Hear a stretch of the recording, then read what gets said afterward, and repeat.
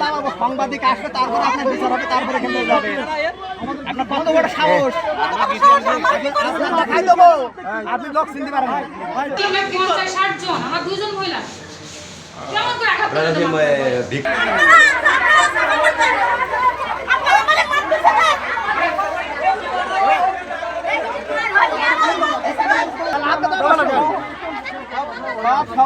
সাংবাদিক আসবে, তারপরে আপনার বিচার হবে, তারপরে এখান থেকে যাবে। আপনার কত বড় সাহস! আপনার দেখাই দেবো, আপনি লোক চিনতে পারেন না।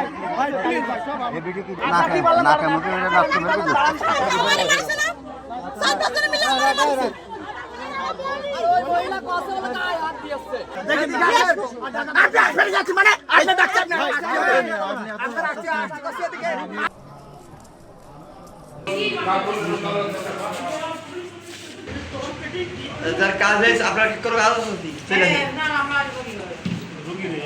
50-60 জন, আমার 2 জন মহিলা কেমন করে আঘাত করতে ভিক্টিমের বাড়ি গেছিলেন? ও ধরছে, আমি পাশে দাঁড়ানো ছিলাম। ওরে আফরানটা পরা আর আমার এই কোটিটা পরা, যেহেতু আমরা তাড়াহুড়া করে আসছি, পোশাকটা পরতে পারিনি।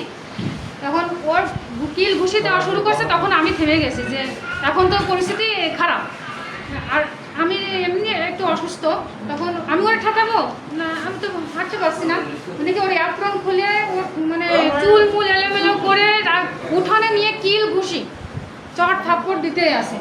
পরে আমার এসে দুটো ছেলে আমার এসে মারা শুরু করছে। আমার অন্যটা সব খুলে ফেলেছিল, আমার কোটি মোটি সব খুলে ফেলেছিল। পরে টুকাই নিয়ে আমি পড়ছি।